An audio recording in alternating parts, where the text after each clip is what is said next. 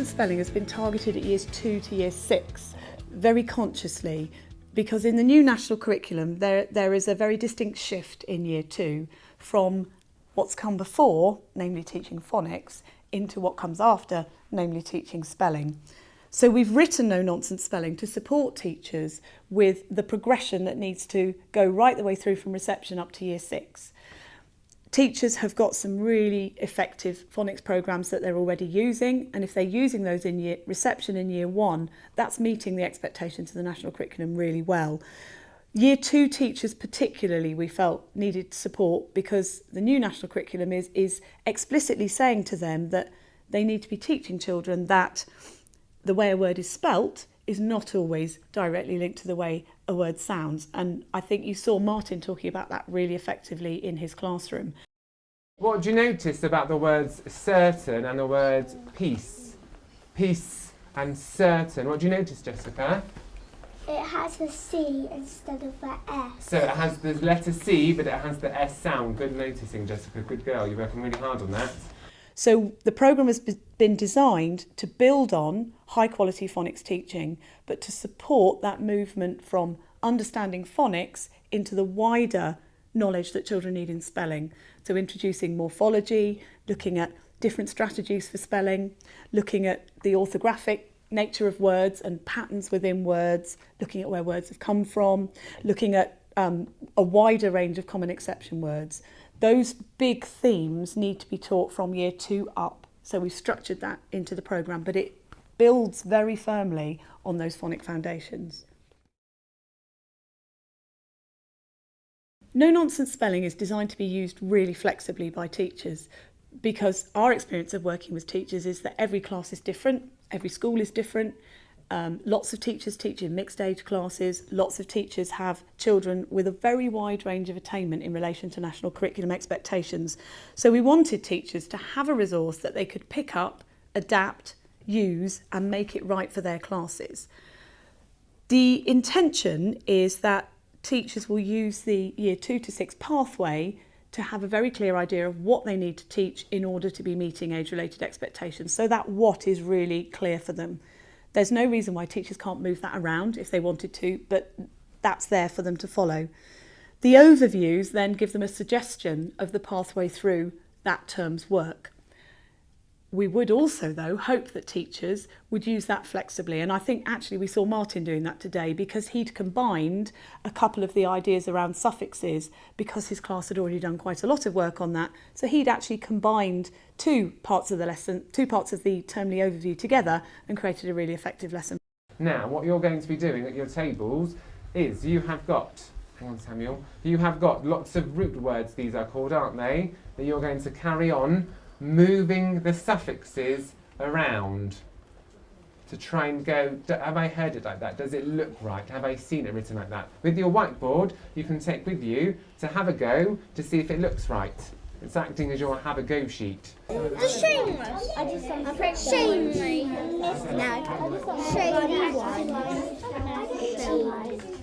Right.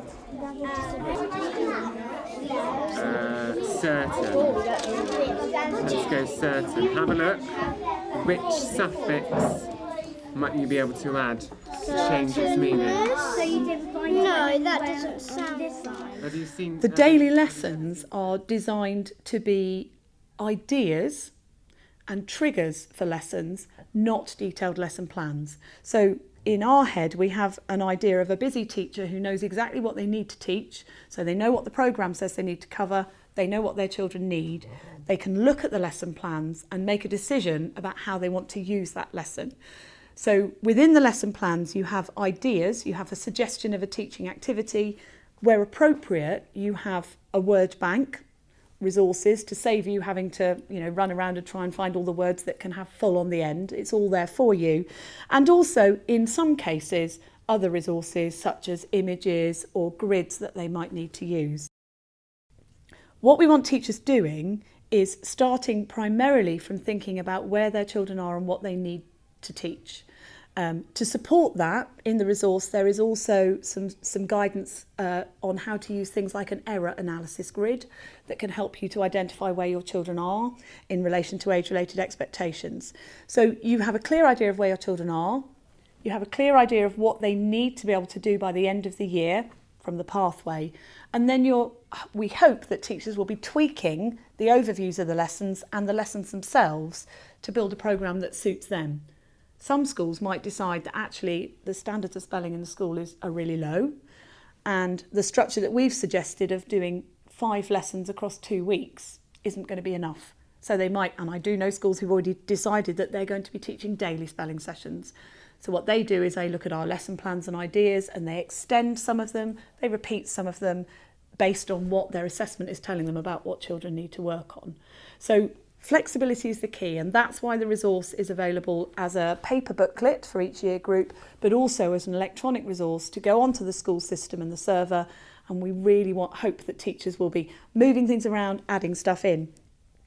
Martin already mentioned, and he showed it in his lesson, the fact that, teachers have lots of other ideas and resources they could use for spelling, and we want them feeding that into the resource rather than thinking, oh, I can't do that because I'm doing this programme. So hopefully it will enable schools to use no-nonsense spelling as a foundation, but actually build a spelling curriculum and programme within each school that's personal and independent to them and meets their children's needs. When considering teaching spelling across a whole school, what you teach in the lessons that you have is a really fundamental part of what you do, and that the resources are there within No Nonsense Spelling to help you with that. But you also need to consider wider aspects of spelling if that teaching is going to be effective and translate into effective learning. In the programme, we've tried to support teachers with that, but it's really important just to draw attention to those elements. So, for example, and I think we saw Martin talking about it this morning, teachers need to be really thinking about how the strategies that they're teaching children to use in the lessons will come out of the lessons and go into independent writing. Martin talked particularly about Have a Go today as a really core strategy that's fundamental for learning how to spell, and he modelled it really well in the lesson in the context of what he was teaching, but also in his books. Children have a go sheets. They use them routinely as part of their independent writing. He also very cleverly, I think, kept making links back into children's writing, making them think about what it is you do when you come to a word you're not quite sure about and how you go about spelling it. So there's an ethos about spelling that teachers need to be considering, that where the programme sits at the heart of it, but there's also routines that are really key. We suggest in No Nonsense Spelling that teachers develop the idea of spelling journals, and there's guidance in the programme on how they might do that. Again, very flexibly, but there are suggestions for how you might actually get children to develop spelling journals so that they've got somewhere to be trying out words, they've got somewhere to be learning words in different ways, and they've got somewhere where they can begin to explore words independently as a resource for them when they come to writing. I think the other key thing that I would just couple of other key things to feed into there. One is the importance of learning words, and we've built that as an intrinsic part of the programme. There's a big expectation with the statutory word lists at year 3, 4 and 5, 6 that children are building a sight vocabulary of really quite challenging words.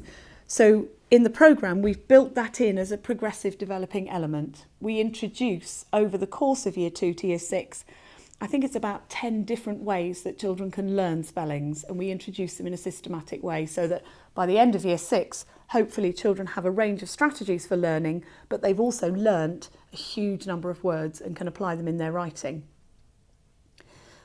Linking into that idea of application, I think, is the other key point to make. And I was really delighted to see Martin in his lesson this morning talking about that idea of that's non-negotiable. He was really clear when he spoke to some of the children that actually we do need to get spelling correct in our writing if we can. So I think they were talking about a word and a child hadn't copied it down correctly from the board, and really nicely he was making it clear that the ethos in our classroom is if a word's written somewhere, or if I know that word, or if I know that pattern, or if I've learnt that particular strategy, then I do apply it in my writing. Oh, Chloe, you're looking at the spelling carefully. Remember, if it's on the board, should it be spelt wrong? definitely not. So non-negotiable, isn't it, when it's on the whiteboard? So I think it was a really nice example of how the programme can sit at the heart of a wider spelling curriculum within your classroom that needs to be thinking about how children apply, so the sorts of routines that you set in place, the expectations of what children do in terms of taking their learning into their writing, and also making sure that children can take ownership and be very independent in their learning of spelling.